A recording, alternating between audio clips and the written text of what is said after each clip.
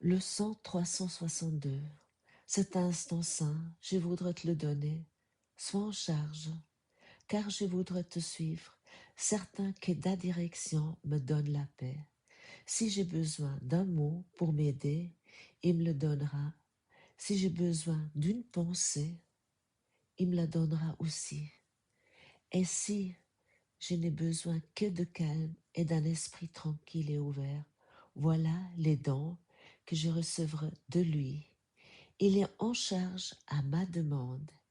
Il m'entendra et me répondra parce qu'il parle pour Dieu, mon Père, et son Saint-Fils. Nous sommes arrivés à la fin de cette année et c'est presque pas croyable, on pourrait dire. Et ce qui veut être pratiqué encore et encore, qu'en fait toutes ces leçons que nous avons pratiquées pendant ces 360 jours,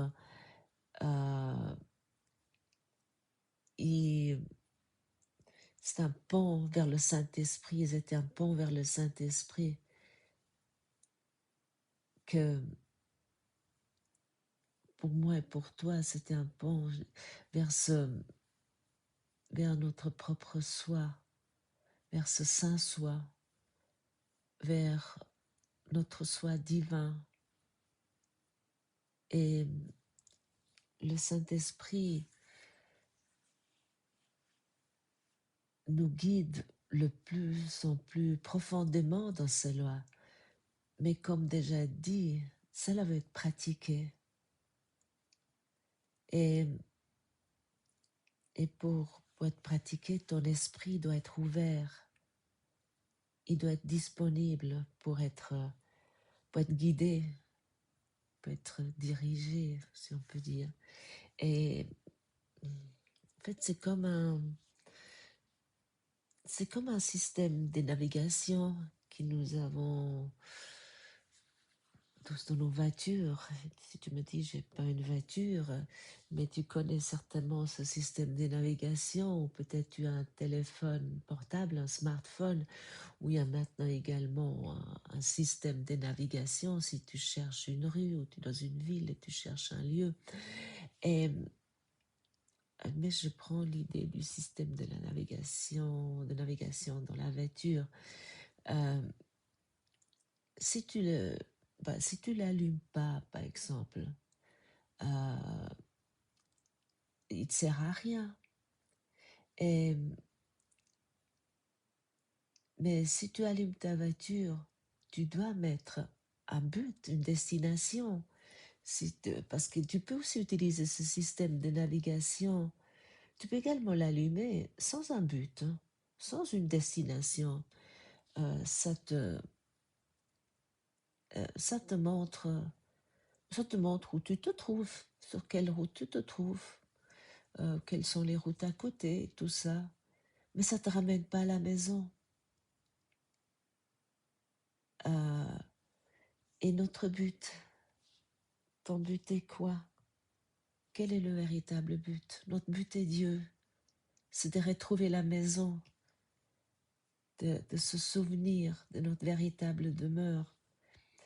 Et donc, et probablement tu connais ça aussi, comme moi également, que tu demandes au Saint-Esprit. Oui, tu demandes, mais qu'est-ce que tu fais ensuite? En fait, tu fais ta sauce, on pourrait dire. Tu fais ta chose. Tu fais selon toi. C'est ce que tu fais avec l'ego. Et ça, c'est comme allumer le système de navigation. Et c'est toi qui tu tiens le volant. Tu prends tes directions, tu prends les routes que tu décides de prendre. Et tu ne suis pas le système de navigation. Bon, le système te rappelle régulièrement. Tu connais ça, parfois nous nous trompons aussi avec ce système de navigation. Et le système dit ce soit une voix masculin ou féminin, mais peu importe, faites demi-tour dès que possible, ou à un moment donné, il trouve un autre chemin, mais il le répète d'abord, faites demi-tour dès que possible, ou tournez.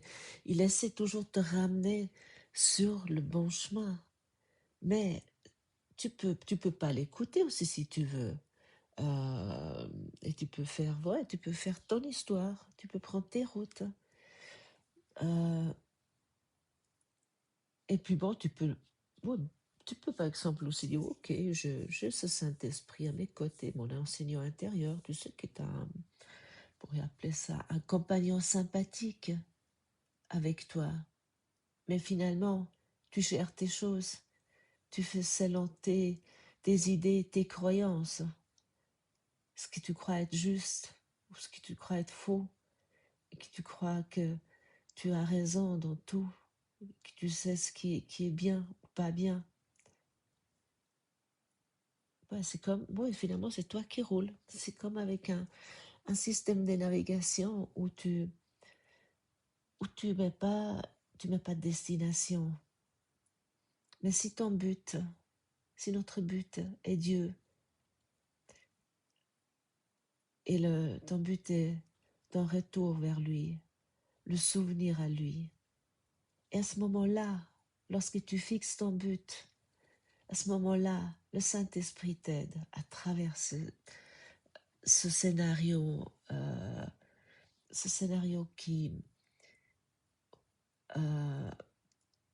oui, qui se passe, parce que nous pouvons faire semblant de pratiquer ce cours, semblant oui, nous pouvons être euh,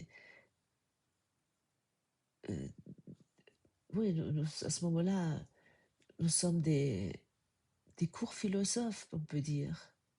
Nous pouvons écouter tous les matins ce podcast et lire ces leçons. Mais si nous ne la pratiquons pas, ça maintient ce monde. Et les cours philosophes, si on peut appeler ça comme ça, ou les philosophes du cours, et ce sont ceux qui se maintiennent à ce monde et à ce corps. Si ton but n'est pas fixé, à ce moment-là, le Saint-Esprit ne peut pas t'aider à traverser ce scénario et à ce qui se passe extérieurement. Et puis, peu importe ce qui est écrit dans ce film, dans ce scénario, dans ce script, comme les hauts et les bas, euh, et je parle d'expérience ici, d'être un philosophe du cours. Euh, et oui, on pourrait... Oui, ça c'est quelque chose.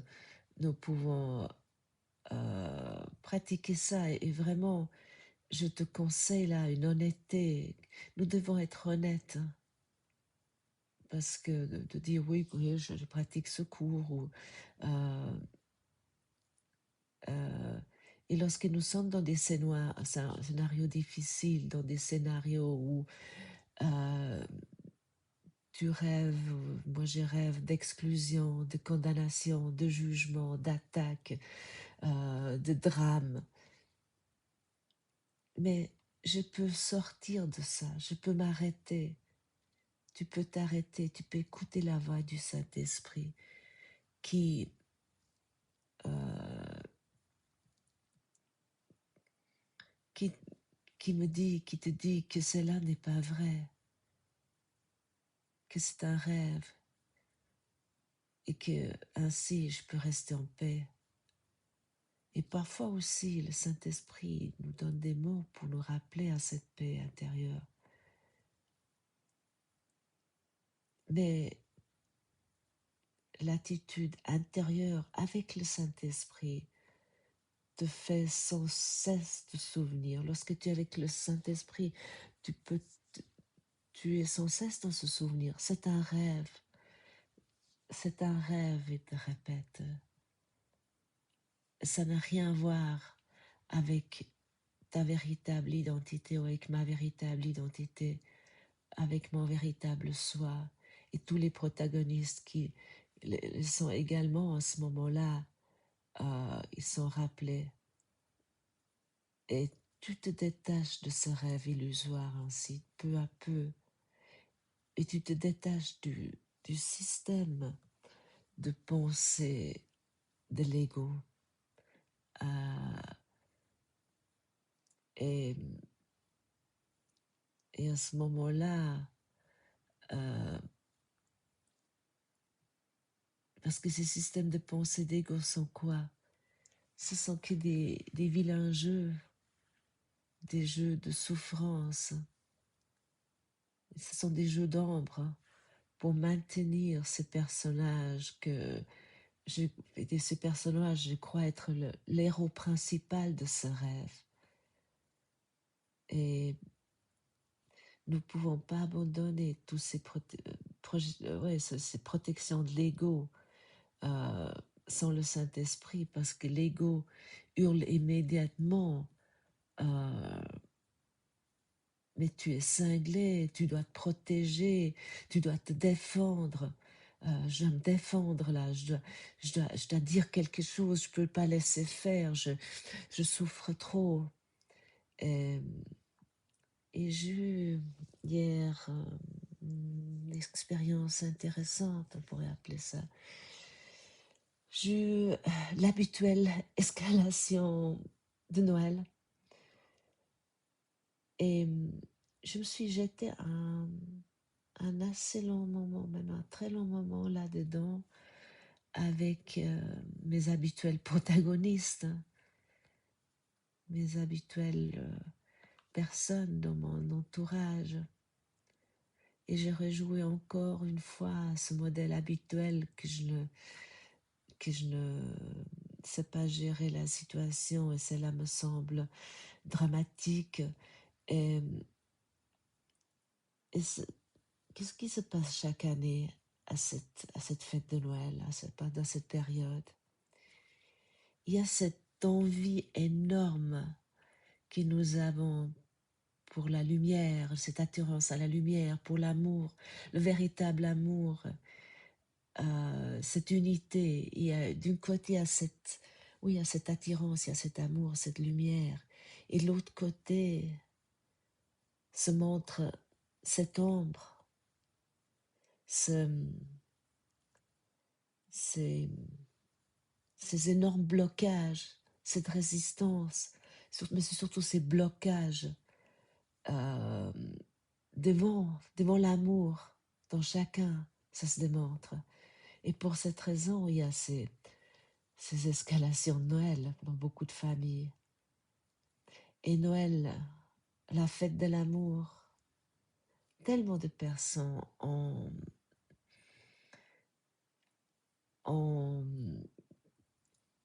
une énorme peur lorsqu'ils sont confrontés avec le non-amour. Ce moment de Noël est où tout le monde languit après cette lumière, après cet amour. Et aussi beaucoup se sont détournés de cette façon de fêter traditionnellement en famille, sous le sapin, etc. Cette fête de Noël. Mais oui, parce qu'ils ont peur d'être, parce qu'ils sont confrontés à cette non-amour. Mais au fond, cette fête de famille, d'unité,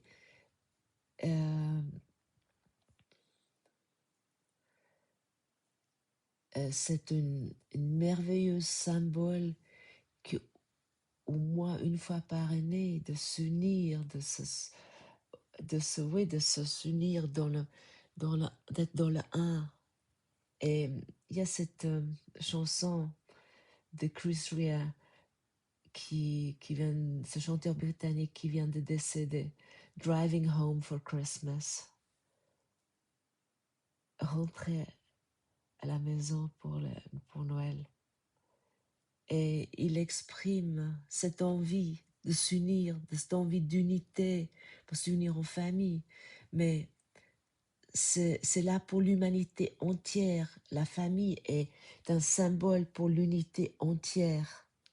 Et, et la famille, en fait, c'est le microcosme dans le monde. C'est le symbole pour qu'enfin le pardon de ma séparation dans cette incarnation. Et pour que je puisse euh, pratiquer cela, euh, oui, c'est l'abondance de la séparation. Oui, pour cette raison, il y a tellement d'escalation lors de Noël. Et tous les vieilles blessures montent, elles apparaissent. Euh, et pour cette raison, en fait, la lumière de l'unité est présente dans cette période. Parce que le Christ est né pour nous rappeler que nous sommes le Christ, pour nous rappeler chaque année à notre innocence, à notre unité. Et ça, c'est la cause de la douleur. Cette douleur de cette unité perdue, de cette séparation. Et beaucoup de monde ne peut pas fêter, y compris moi, combien de fois j'ai fui parce que je veux, je voulais pas sentir cette douleur parce on se sent exclu de l'unité. Mais on- nous pouvons utiliser ce Noël pour pardonner cette folie de séparation. Et pour cette raison, hier j'avais cette situation encore une fois. Et à un moment donné, j'ai pu me calmer et me retirer. Et comme je vous ai déjà partagé, j'ai un caractère de feu. Et parfois, c'est difficile de me freiner, que j'arrive à me freiner. Et à un moment donné, j'ai pu me calmer, j'ai pu dire au Saint-Esprit, occupe-toi de toutes les personnes qui sont impliquées. Et j'ai reçu un WhatsApp hier soir, mais j'ai lu que ce matin à 4 heures, et et j'ai pu le lire, oui, calmement et en paix, sans juger, sans me sentir attaqué, sans me sentir exclu, sans me sentir pas aimé, pas compris, considéré comme folle ou dans une secte, parce que j'ai souvent aussi cette accusation très fort parce que je fais ce cours en miracle, j'ai ces podcasts de ma famille, c'est un grand... ouais, on utilise ça beaucoup pour m'exclure, pour attaquer, mais tout cela est là, euh, oui, pour pardonner. Et si une personne dans ce scénario s'occupe avec le Saint-Esprit de faire rentrer la lumière dans les ténèbres, euh, nous n'avons pas besoin que tous les autres le fassent. C'est notre fonction ici, en tant qu'élève du cours en miracle, d'inviter le Saint-Esprit dans chaque situation et d'exprimer à chacun l'amour. Parce que le bourreau et la victime ont la même essence, je crois, dit, derrière chaque événement, et de confirmer cela, derrière chaque bourreau et chaque victime, il y a le Christ. Égal, peu importe si tu es la victime ou si tu es le bourreau, cela n'influence rien. C'est simplement un appel d'arrêter euh, de vivre cette rêve de séparation, d'honte, de culpabilité, de fautif, de péché, d'attaque, et de se souvenir à la vérité. Parce qu'au fond, nous nous attaquons que nous-mêmes, nous faisons que du mal à nous-mêmes. Dans dans le scénario de l'ego, nous croyons que la victime a les dommages et le bourreau s'en sort sans dommage. Mais ce n'est pas vrai. Et mais pour cela, il y a... Et pour, oui, pour cela, nous voyons aussi maintenant tellement de choses qui vient à la lumière pour être pardonnées dans ce monde. Et nous voyons tous ces abus, toutes ces manipulations à l'extérieur. Et pour cette raison, avec le cours, il y a aussi souvent des choses qui semblent être pires qu'avant. Ça semble être encore plus fort qu'avant, plus douloureux. Mais c'est comme certains traitements médicaux. Et puis pour cette raison, parce que ça devient plus fort, beaucoup de gens arrêtent au nouveau avec ce coup. Beaucoup de personnes disent, mais c'est pire qu'avant. Ah non, mais quelle bêtise, quelle connerie ce cours.